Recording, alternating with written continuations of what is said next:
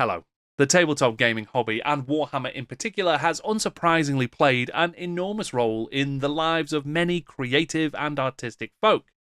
My guest today, Johan Egerkrans, is one such person, whose amazing artistic career has been informed in part by a lifelong love for Warhammer. After an early childhood spent drawing monsters from under the bed, Johan discovered the incredible orc artwork of Paul Bonner, and the 40k illustrations of John Blanche and Adrian Smith and many other artists like them. And needless to say, his own work would never be the same again.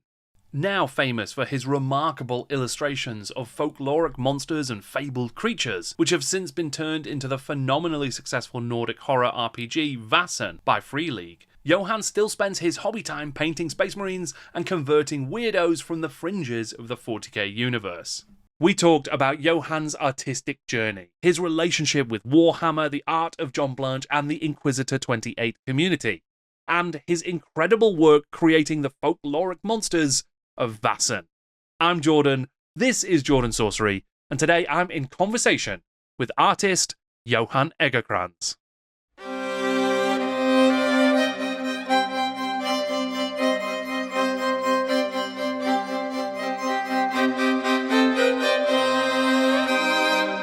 Johan, thank you so much for joining me.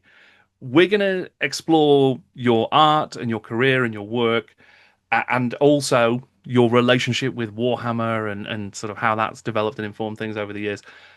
I would like to start, if we can, with just your beginning, I suppose, as an artist, and we can go from there. I think I started drawing when I was 2 years old, I think. And I probably started with like modeling clay, actually, which I think gave me some sort of spatial awareness, some sort of.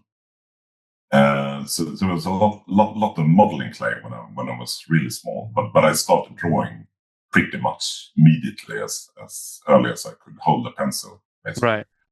And my parents have saved a lot of my early drawings, and most of them are depicting monsters. They gave them the titles, so they wrote down the titles. So a lot of them are just called monsters.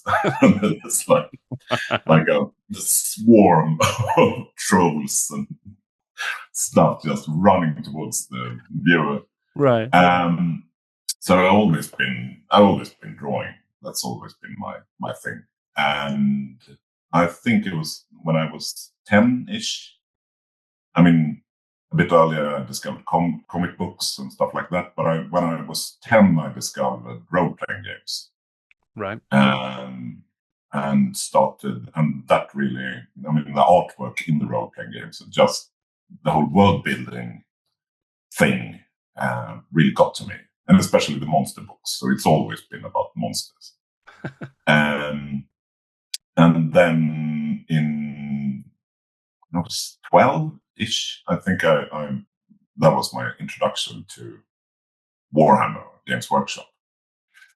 So I had a friend who had a few orc models. Namely, I really remember the Scorcher, the old classic Q Adams Scorcher. Right. Like this war track with a big, what's it called? Incinerator on it, fire thrower. And it was just the coolest thing I've ever seen, this sort of biker orcs. So I think I bought some of those. I bought some Gretchen and painted them up badly.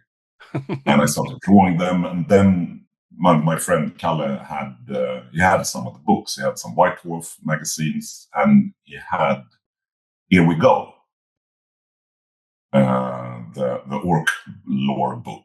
Right. Or orc. It was mainly, what's it called? It was mainly army lists, right?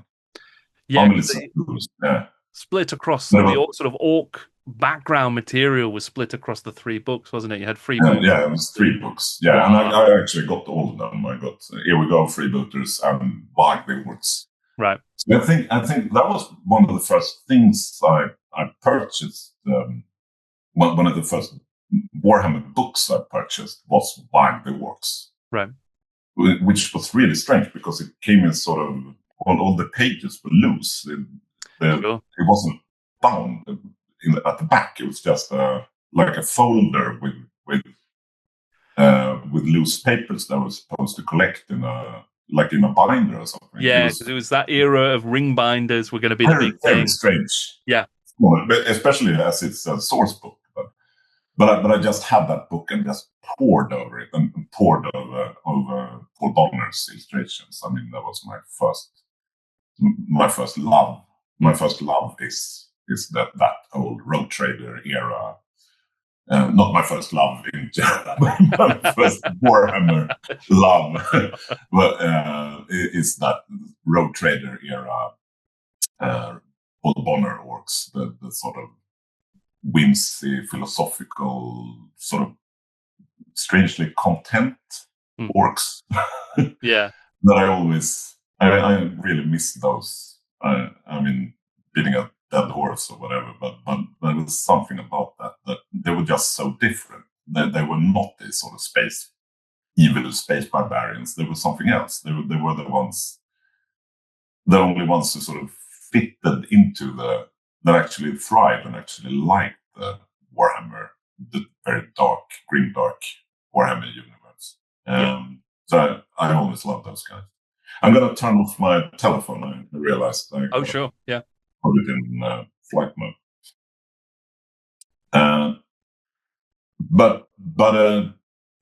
And then I think it was a few years after that, not Rogue Trader, but Warhammer 40K second edition came out. Right. I think me and a friend split on the Warhammer, the first Warhammer fantasy box as well. Right. Is that fourth edition or fifth? Yeah, that would be fourth edition with the high elves and the with the elves and goblins. Yeah. And the paper cutouts. Sure. Yes. Yeah, that's right. Yeah. So I had that. So my first army was night goblins. Right. Very expensive army. Sure. Yeah. I mean, they had the amazing the giant spiders, right, during that time that were. Yeah, they had. I didn't like the spiders. I liked the night goblins. They're like the proper night goblins. Right, with of course. Sure, Swigs and the fanatics were my favorites. And they were real. And the Doom Diver. They had some units that was very powerful in the game. Yeah. I think a Doom Diver could obliterate basically anything. Yeah, they were very and the fanatics were amazing as well. But I bought the second edition 40K box, and that was my introduction to I've mainly been interested in the orcs and the Eldar, but second edition was my introduction to the Imperium, right? And that just blew my mind. The whole grim darkness of it all. I just found it so appealing. There was something about it that I hadn't really figured out before that, because I think that sort of also defined the Imperium. That book, what's it, Codex Imperialis?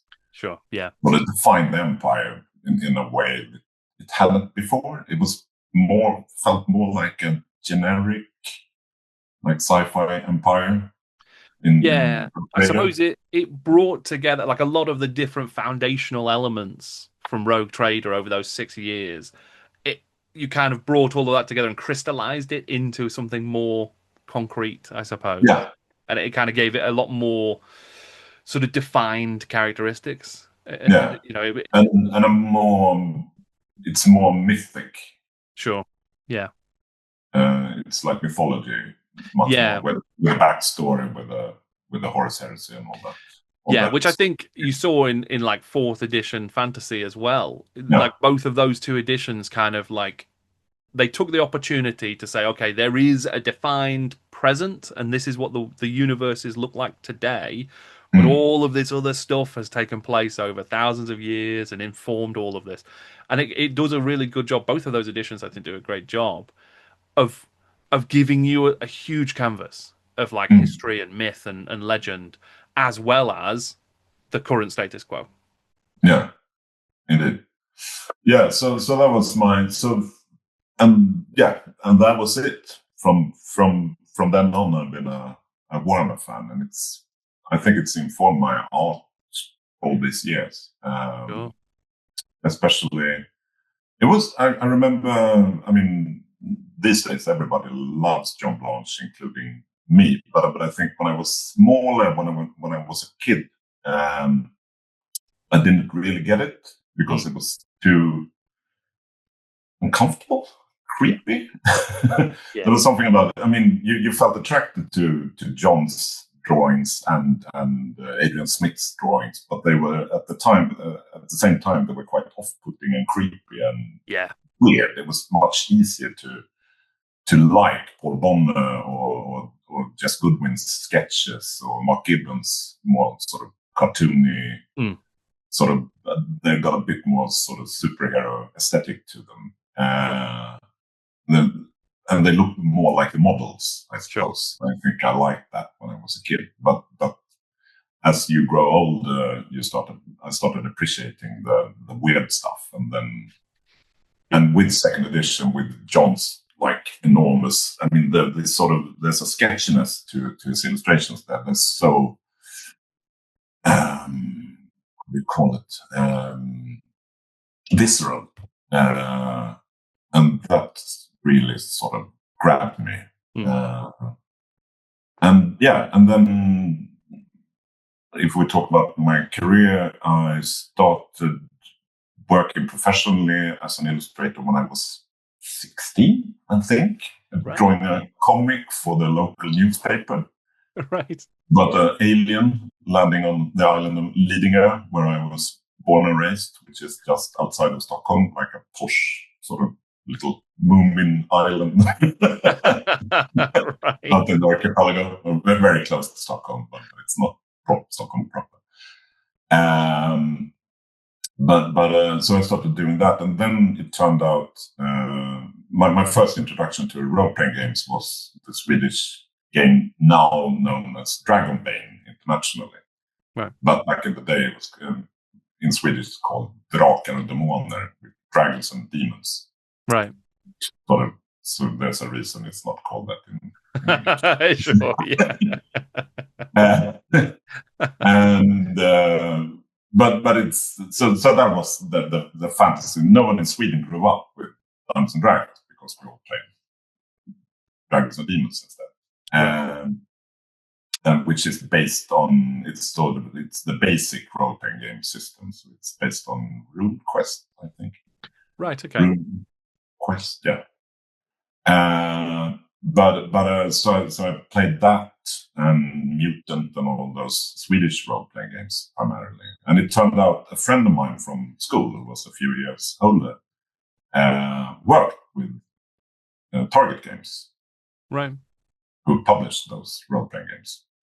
So we started talking about, and he was about to leave, sort of, because it was sort of going belly up. It was sort of creaking in the foundations. Sure, right. Wasn't going well. So he and a friend called Stefan Ljungqvist they quit and started their own role playing and miniature games company called Cell. And so the first role playing gig I had was illustrating the first fantasy role playing game called Gemini, which came out in 98, something like that. Right, okay. 99, somewhere around there. Which was very sort of dark fantasy, sort of Warhammery, but without the elves and orcs and stuff like that. You had dwarves and elves, but it was very sort of Name of the Rose inspired dark sort of, it was quite similar to Warhammer. Sure, like dark medieval kind of fantasy stuff. Right? Dark medieval. Yeah, okay. And then they published a lot of. So I worked with those guys, and they published they started doing what's it called? They started doing lab miniatures and miniature games as well. So they did Nitro, which was like a car racing game, like Combat Cars or Dark Future.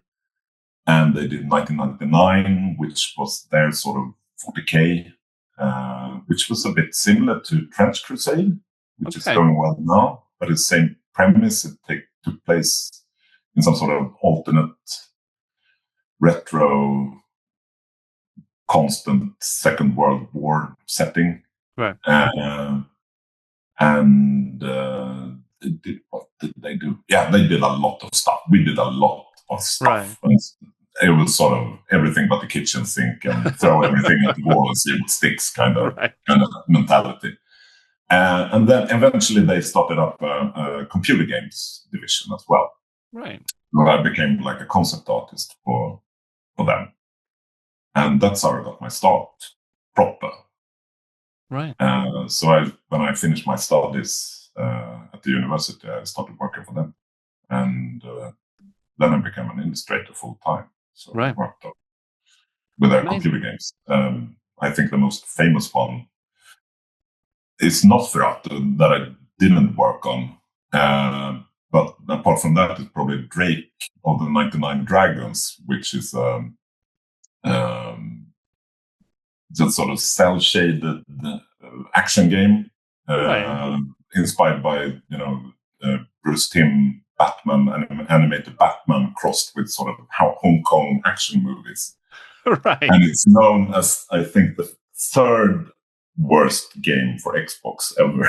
But it got a lot of attention when it came out, or when it was about to be released. And because everybody liked the style, everybody liked the visual style, and I draw comic books for it and everything. It was very comic. And then when it came out, it was just a disaster because the studio that sort of funded the game were almost going to bankruptcy and all that kind of stuff. But anyway, so I started working as a concept artist for computer games, and a bit later, I started freelancing, and then me and Stefan published a children's book. And then I got into publishing, so I started working more and more with books. Right. And then in 2013, my publisher sort of coaxed me for a few years you should write your own book, You can write as well as illustrate. And we started having a discussion on what I should do. And it ended up that turned into Vaesen. Right. And that was sort of my big break. So this sort of inspired by those old monster books from the role-playing games. I wanted to do that, but without the stats. And I did that about Swedish folklore. So it's very, very, very much inspired by Brian Froud's fairies, right? But sort of in a Scandinavian context, and that was my big break. I think that was sort of what gave me the career I have now. Right. So that's it. That's my story. Sure. I mean, and a great story it is, but because those books, they're beautiful artifacts, physically. Obviously, your art inside is incredible. It's really interesting to hear that there is such a direct line for you from RPG monster manuals. Yeah, because you can feel that in a good way. You feel that sort of here is a bestiary of strange, dangerous creatures. And obviously themed. Each of those books is sort of themed around different things, whether that's the Vaesen and the sort of the folklore or dragons or what have you. It is because then how did that sort of leap back into we are going to put stats alongside these and we're going to make an actual RPG? How did that happen? Well, I was contacted by the book came out, it became a hit. In Sweden, and we also published it in English because it felt like it would work well. And museums and here in Afghanistan, where I work, there's a lot of tourists, so maybe we can maybe they'll be interested as well. So we translated it to English as well. But no, I got contacted by the Free League guys who had just started up, basically at the same time. I think they published Mutant, which is also based on one of those old Target games. I think they published Mutant in 2012 or something like that. So they really got running at the same time. So they struck up a conversation with me about doing something with Vaesen. Right. And so it took a few years before we got it going, but I mean, it just felt so right because it was a monster manual. So it was quite easy to sort of rework it into an actual computer game or an actual role playing. Right. I mean, the creatures don't really have stats. That's the thing. In their game system, they don't have stats as such, and that felt very fitting to the world. I don't want to, like in an old classic role-playing game, you could look up how much strength does a giant have. Like, sure. It's 300. Okay, it just felt off. So it really works with their game engine, so to speak. It's only the characters that have stats, not the creatures. Sure. But no, it just felt, it was a very good fit. We sort of together, and then I got to work on their re-release of Drakar Demoner, Dragonbane, right, as well. So everything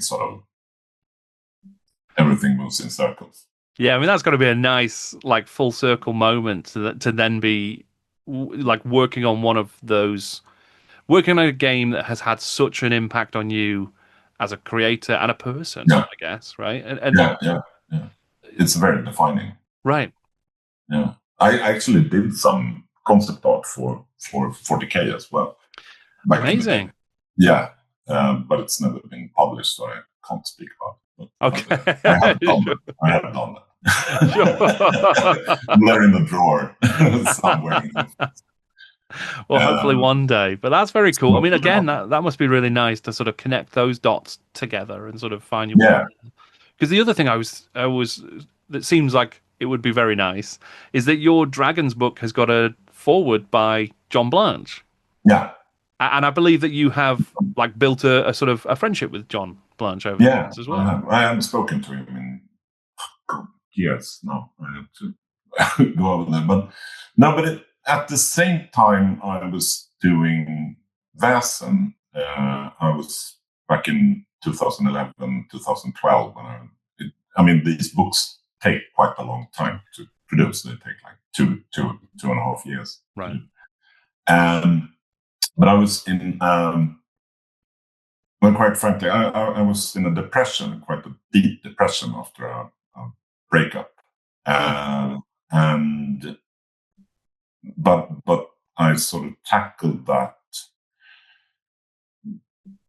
by just diving into work, and it was sort of strangely a creative peak for me. So I was doing the Vaesen book in 2012. The main work was done in 2012, 2013. And at the same time, I started my blog, the Convertorum, because I've been looking at, the blogs were sort of popping up, and I started following Jakob Brune Nielsen and Mixula, Mix, all those guys on the blogs,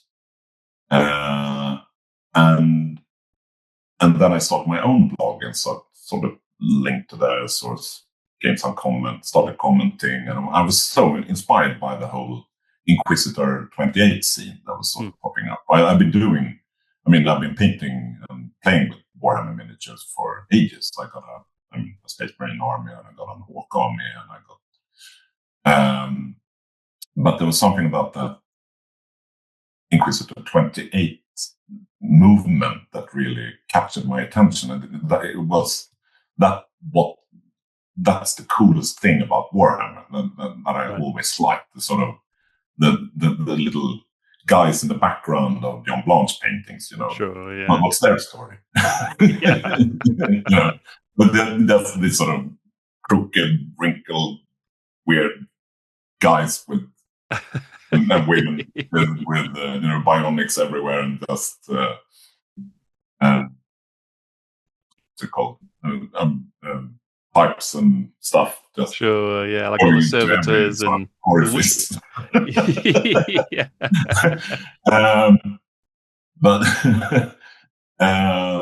so there was a movement with guys sort of converting their own versions of that, trying to do miniatures that looked like John's drawings. And it was just such an eye-opener for me. So I started doing the same, just keep bashing and converting and getting green stuff all over the apartment and myself. And someone, I think it was Miggs, perhaps, recommended, hey, you should check out, we got a forum on the Ammo Bunker, which was a forum which was going pretty well at that time. And they had like a separate section for Inquisitor 28. So I joined that and started posting my stuff and got a lot of positive feedback.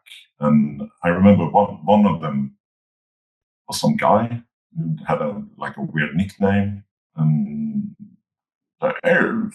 he was writing quite strangely. And I think I was a bit dismissive after a while. And then I think someone sort of DM'd me, you know that's John Blanche.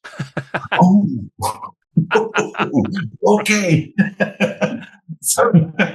So then I started chatting. I became part of that community. We commented on each other's works, and John was sort of, it was like, Jesus and the disciples. It was some sort of a very, very nice cult centered.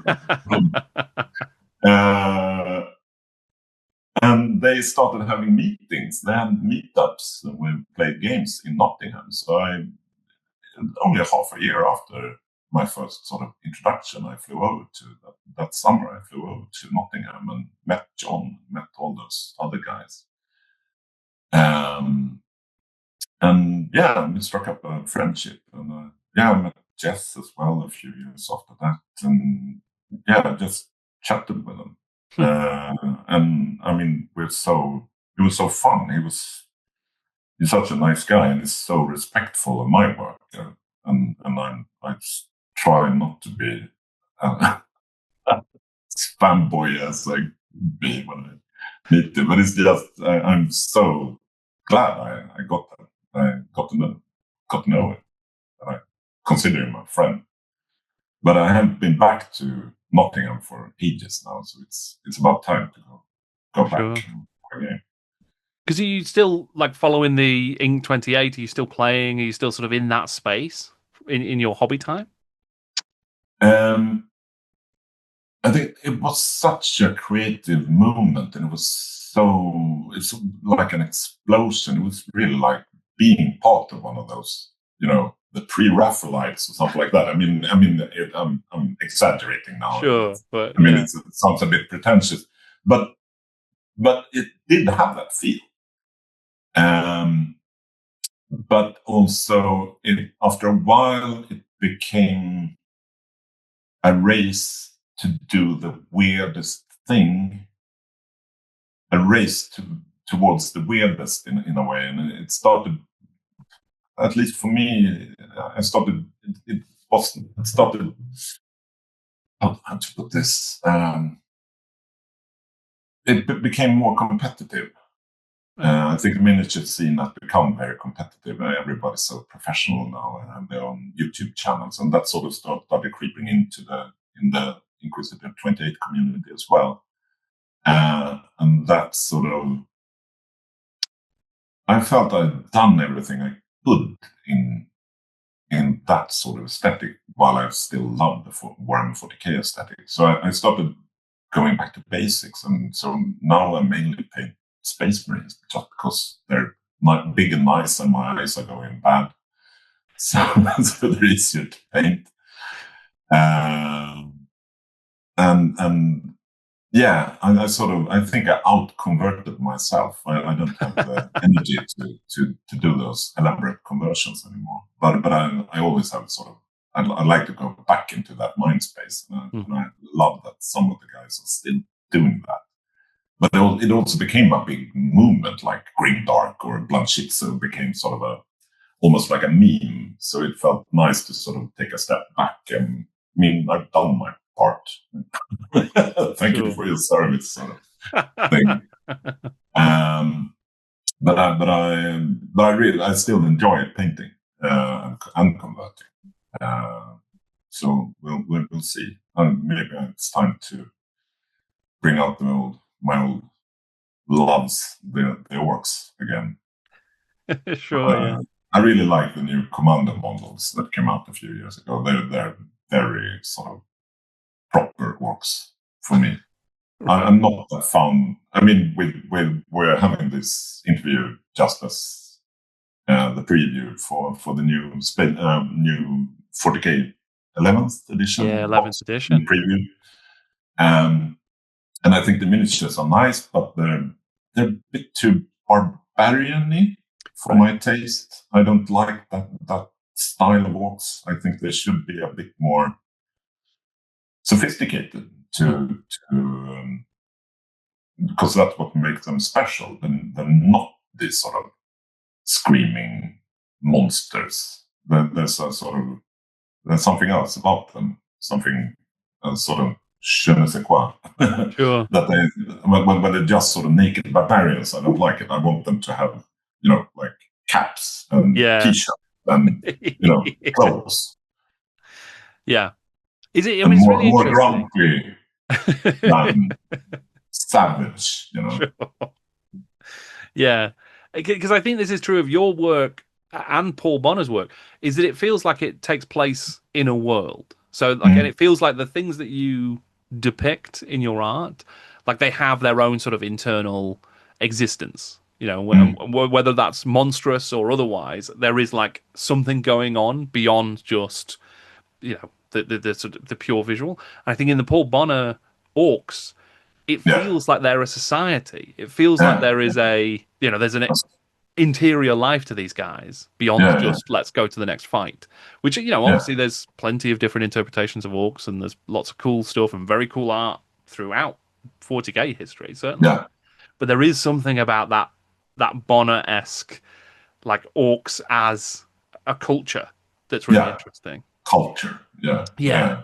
I mean, but it's always, I mean, especially, I mean, and I understand that's not possible now it is a war game. It's about war primarily. Sure. But the cool thing about Paul Bonner's orc paintings are they almost never depict war. Right. They depict preparation for war or something that happened, but it's always some. If it depicts war, it's more like a few mech boys repairing a busted vehicle, or a paint boy patching up a wounded orc. It's not them just sort of, rushing towards the camera, guns blazing. It's very rarely that. It's more like there's a difference between having an orc go and having an orc, standing picking its nose. And that's what the nose picking part is, what gives them so much character, and that's world building. Just blasting away with a shoot dice, the same thing. Yeah, I think you see it in in the Paul Bonner like Fimir art as well. There's not as many pieces of his art of the Fimir in Warhammer Fantasy history, but like again, there feels like there's a few that you don't want to see what they get up to, do you? No, you definitely don't. No. And obviously, they're drawing on some dark fairy tales and folk tales and stuff like that. But the sort of again, there's this kind of cultural aspect where you see them, whether they're together worshipping or whether they're sort of like a caravan on the way somewhere. There's probably there's a few that are fighting where they're fighting people. Yeah. But it feels like there's a little bit more depth to it. You see the way they dress and the sort of all that kind of stuff. It's very interesting. I mean, I guess when you're drawing on folk tales and trying to depict something from myth and legend. Like, how do you approach that? Where you're like, okay, there's descriptions of it, but I need to make my version of it. Like, what's that process look like for you? I mean, it's hard to say, but I mean, obviously there's a lot of research going on, and then just being inspired by the artists I'm inspired by, Paul Bonner being one of them, and John, obviously. But trying to, as you say, trying to infuse the image with a sense of setting and a sense of culture, whatever. And it's easier when you're doing Vaesen because that's based on my culture, that sort of Scandinavian culture, which I'm quite comfortable with because I'm raised here, born and raised. But just looking at other artists, how they depicted, how they solved it, that sort of, I mean, everyone's inspired by other people. And I mean, I'm obviously really inspired by Brian Froud and Alan Lee and all those who did fairies. But just giving them some trinkets and just looking at what were the clothes like back then, and then trying to do something a bit more archaic. It's always sort of anachronistic, and it's a mix, but trying to do something. We talk about the Norse Gods book, which perhaps even more fitting. It's very much based on, did a lot of research on Viking and Vendel jewelry and clothes and weapons and all that stuff. And it's mainly based on the Vendel age, which is just before, like the 600s to 700s, sort of Arthurian age, but in Sweden. Because that's when they had these very elaborate helmets, and everything was much more decorated, and there was much more bling back then. If you look at a proper Viking age swords and helmets and stuff like that, it's quite utilitarian. It's quite practical. It's not as flashy. So that's usually when you do something based on Norse mythology, base it on Vendel age artifacts. So it's a sort of so it's an anachronistic mix of stuff that still sort of feels grounded. It feels based in a reality, but it's not real. It's never existed. You're trying. It's like when you do. I mean, one of my dreams would be to someday do an Arthurian book, because I love Arthur and Arthur Merlin, Arthurian stories. But that's also, how do you depict that? It's an age that never was. I mean, if you think about when it's supposed to be set, it's somewhere in the, after the collapse of the Roman Empire in England, or the Roman Empire in general. So it's like the 400-500s, somewhere around there. But you usually depict them as knights, but that's like 700 years later. So how do you? But the stories are mainly from the Middle Ages. So it's. I mean, the whole thing is you have to create your own universe. You have to. If I ever do Arthur, it's going to be a mix of different eras and different times, because it has to be anachronistic to actually create something that feels real. Sure. Yeah. Or not real, but correct. Yeah, that's so interesting about there is a difference between that it feels right, and being historically correct. Yeah, and how much of that what feels right has been informed by previous interpretations that have kind of lodged in people's, like, the popular consciousness. It's like, this is what that's what it feels like, even though it might be completely different. Exactly. That's really interesting. It feels right when Romans received English, even though they didn't.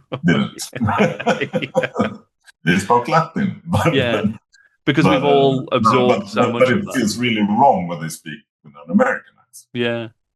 Yeah, that's really interesting. That's not how Romans spoke. I mean, sure, yeah.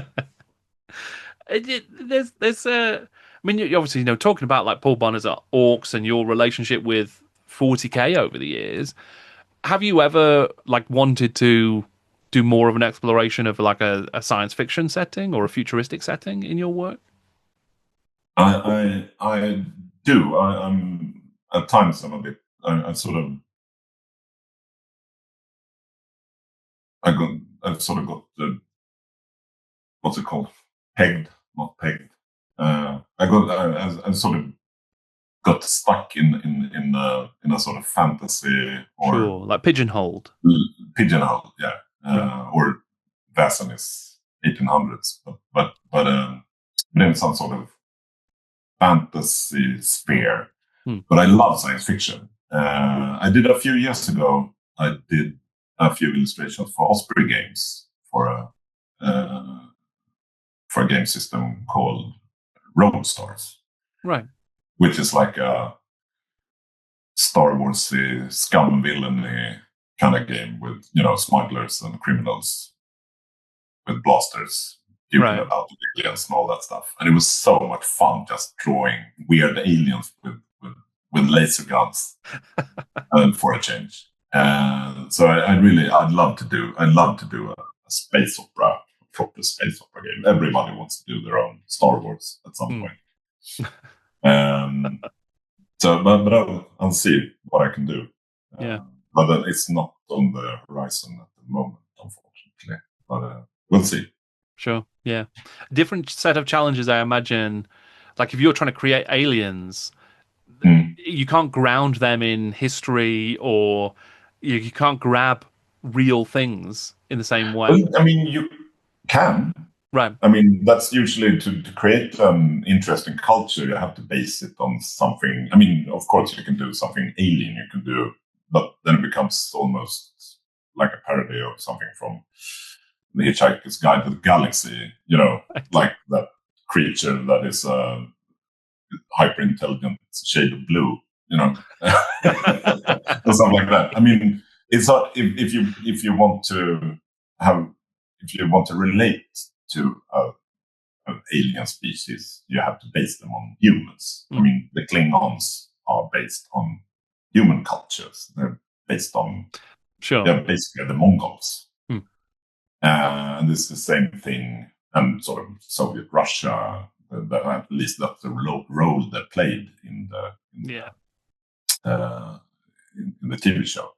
And it's the same thing about the various alien xenos species in Warhammer 40k are based on human cultures. They're usually a mix between several, but the Eldar are sort of based on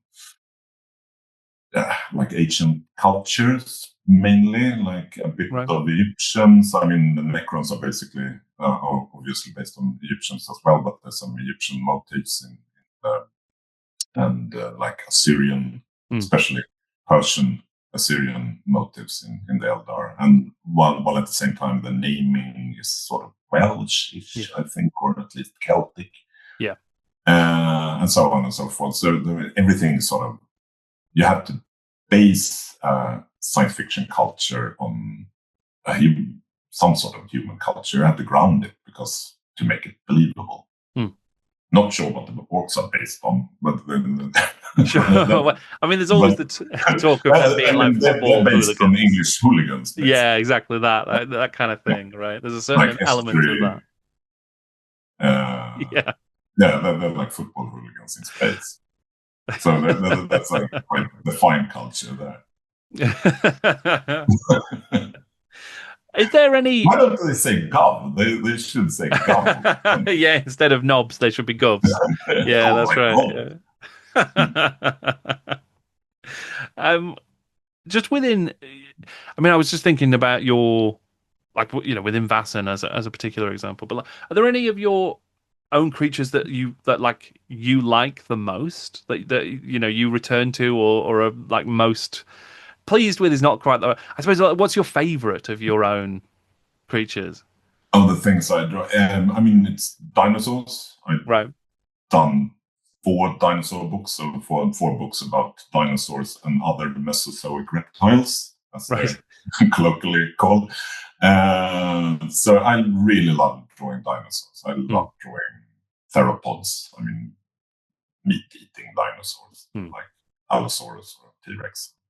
Did a whole books about tyrannosaurs. Right. And I love drawing pterosaurs, flying reptiles, flying lizards. They're not lizards, but flying, right. Yeah. The flying ones that aren't dinosaurs, but are really. Sure. Anyway, whatever. I won't go into that. And as a sort of consequence from that, I love drawing dragons.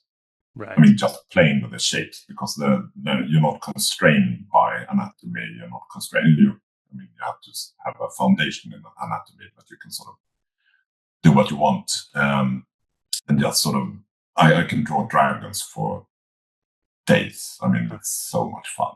And just playing with the shapes. And they can always be like calligraphy with the tail. That is, you get the sort of swooping shapes. It's so much fun doing that. So I love dragons. So my favorites, I think.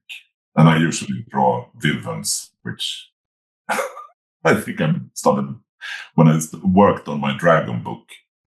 I started blocking people because there's a movement called wands. Wyverns are not dragons, which that thing just comes from Dungeons and Dragons. That's not a thing.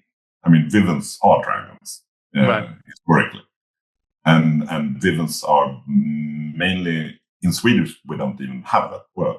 Right. There's no distinction between a Wyvern and a dragon. It's just a four-legged dragon and a two-legged dragon. Yeah, because it's just whether or not the arms are in English. You have that wings, right? Yeah. Sorry.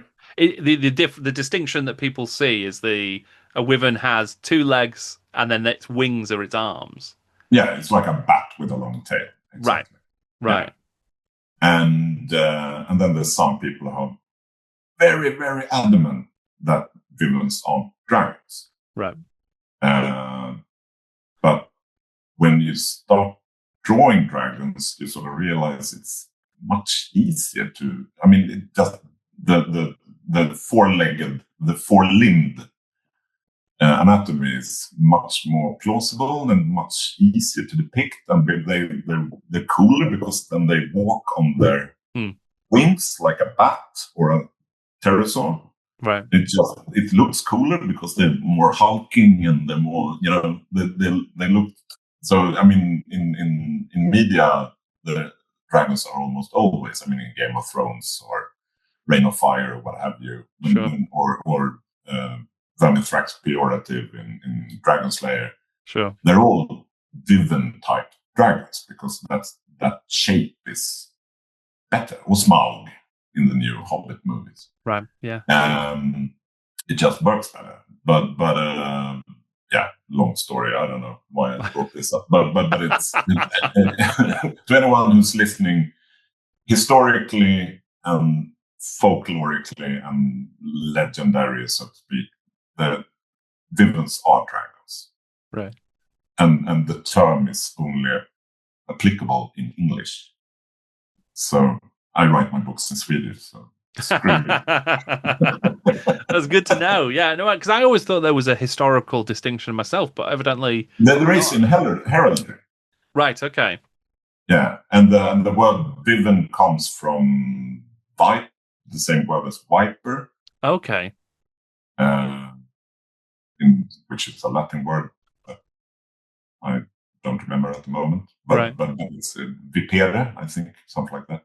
Okay. So Wyvern comes from snake. Right. And basically all dragons are based on serpents. So. Sure. Yeah.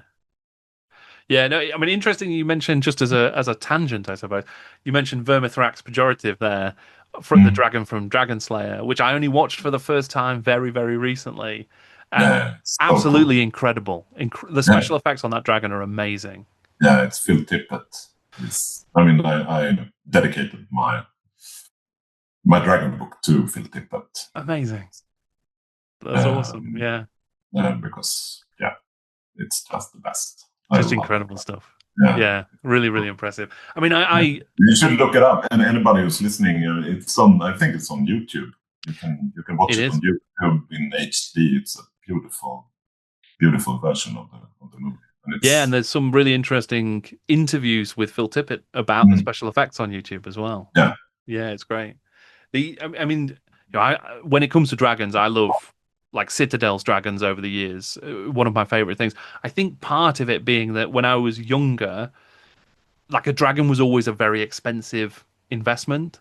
So very rarely could I have a big creature like that. My pocket money didn't cover it.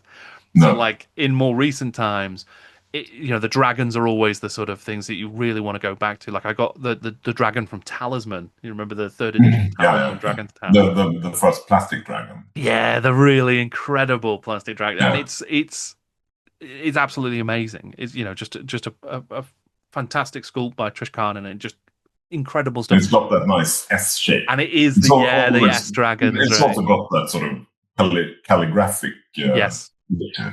Yeah, completely. And they're amazing. Like I think there's so many amazing Citadel dragons over the years. Just really fantastic. I really like the new one.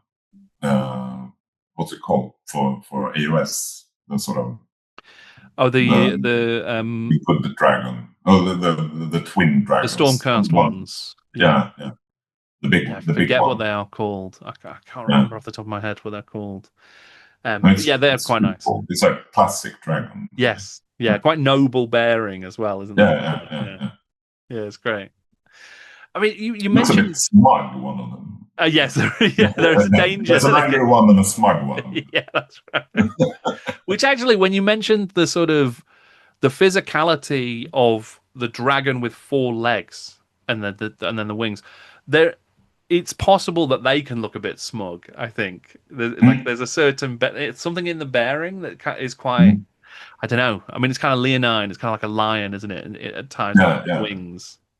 Yeah, it's interesting to sort of see those dragons and compare them with the more S-shaped sort of dragons. Yeah, the monstery ones. Yeah. But you can. Yeah, I mean, dragons can have so much, and they can be so many different things. Yeah, absolutely. I mean, it's the monster of monsters, aren't they? Yes, the king of monsters, really. Isn't it? Yeah, that's right. You mentioned your blog, the Convertorum, before. I just wondered a little bit more about that, because that's been going since, when did you start? It was 2012 that you started that? 2012. 2012, right? And that's been like a sort of journey of your exploration of miniatures and journey of self-discovery. Right, yeah. I mean, I just wanted to sort of, dwell for a minute on that, and what has that experience been like of telling those stories and sharing that work? It was, like I said, I mean, I started during a sort of creative explosion. I did the blog and finished Vaesen basically the same year. And I think, I mean, there was a lot of work with the book. And then when I got home, I was sort of depressed. So just to keep my mind on something else, the only thing was to work and just produce, be creative, because then I could fill my mind with something else. So it was a highly creative year. And I think the first year of the blog, I did 1 post every 3rd day. So it's like 120 posts in that first year. And then it sort of drops down like most blogs. But it was so extremely creative. And just because the feedback you got from the Ambonker forum, we were this sort of little clique of like-minded people that sort of spurred each other and spurred each other to test new things. And it was so much fun, and it was just at that time that the plastics were starting to come out, like the modern plastic, what we think of Games Workshop plastics. Now they started coming out, and everybody had to convert. You had this sort of this 10 plastic Warhammer characters that Brian Nelson had sculpted, and each of them were beautiful, like the Wraith and the Night Elf or Dark Elf Sorceress, and all those. They had just been released, and the Wizard box. So we didn't have that much to work with, so it was very much like Lego, that you had like 10 kits that you could work with, and just bashing up, coming up with new iterations of but using the same ingredients. That was part of the fun of it. No, I think that sort of, and that fueled creativity. Whereas now, when you can just go out and buy an Adeptus Arbites box or Inquisitor kill team, Inquisitor retinue. Retinue? Yeah, retinue. Yeah, that's right. It's amazing, but it's also debilitating in a way, because it's done. You can't convert it, or you can convert them, but the miniatures are harder to convert now. They're more fiddly. They're so detailed. Back then, they were mainly, you had a torso and then the arms were separate, and it's so much easier to just kit bash stuff. Whereas now they're more monopose, so it's harder to kit bash these days. So I don't, and they're so good these days. You don't feel the need to convert them in same aspect or whatever. But back then, yeah. And back then, I had better eyesight. It's easier to do, basically. I'm 48 now. It's a difference between being like 35 and 48. Sure. In visually. Yeah, it's the hobbyist's nightmare, right? It's for us all. You still get the frustrating thing is you still do get better as a painter, but your eyes are sort of keeping up. But no, it was a very intense creative phase, and it lasted for quite a few years. And then I made the move to I don't sort of run the blog anymore. It's still up with strange commercials for. The comment section is just there's so many psychics commenting on my blog. So the blog is still up, but I did the move to Instagram a few years ago, and so that's where I put up my stuff, such as it is. I mean, I think last year I painted 10 models, so it's not that much. But hopefully it'll be a bit more this year. I think I've done 5 Terminators this year, so that's always something. Right. But I try to not just do Space Marines, but I do like them. I do like. I mean, everybody thinks Space Marines are boring, but it's a really good design. They're fun. Yeah. They're fun to paint. I'd love to, paint Age of Sigmar, like Cities of Sigmar model, but I just look at the models and there's so many details and there's so much stuff on them, and that's sometimes the problem with it. Feels like Game Workshop has a thing for when they make Horde army, they make them more detailed than the elite armies. I mean, the elite armies are really easy to paint. Like, what are they called? Like custodian guard. You just spray them gold and they're done. Basically, Space Marines, you can basically just spray them any color you like, and they're more or less done. And then you get to Cities of Sigmar or Skaven or Orcs, and they're so detailed. There's so many trinkets and doodads and little details, or Mechanicum. I mean, the level of detail on those models when you need a lot of them is perhaps not always. The level of detail isn't proportional to the number of models you need to paint. Yeah.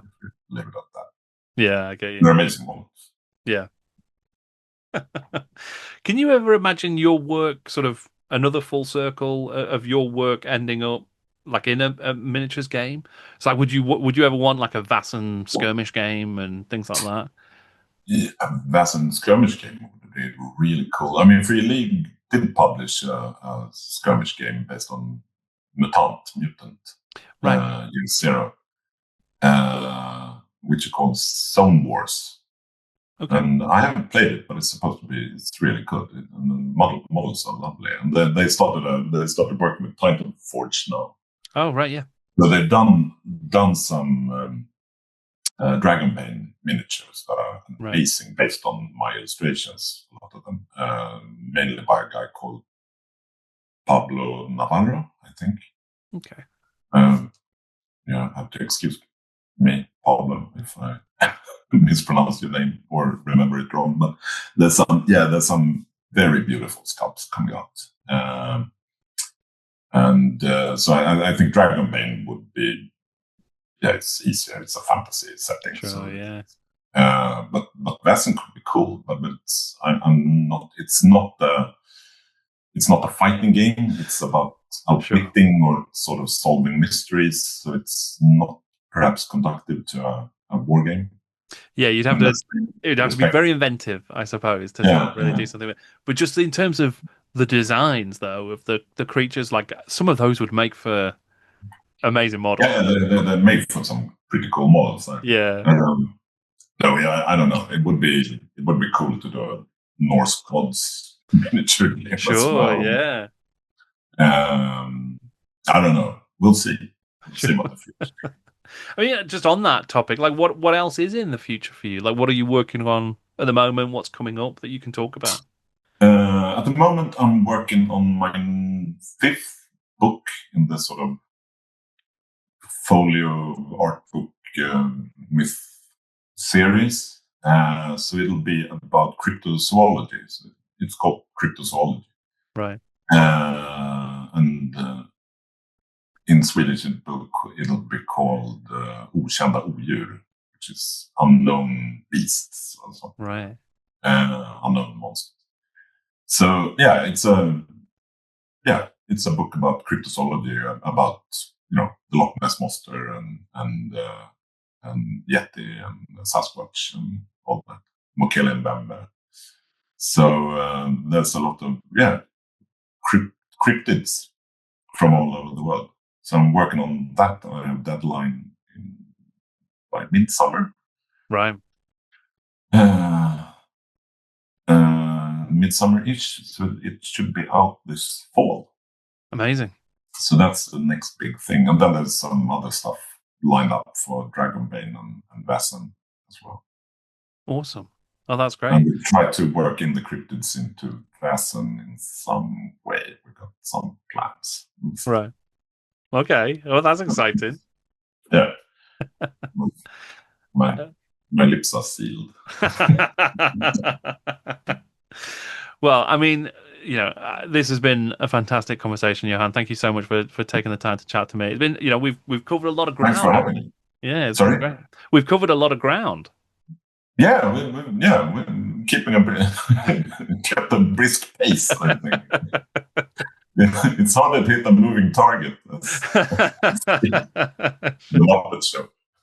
But yeah, it's been really, really great. So thank you. Thank you. Thanks for having me.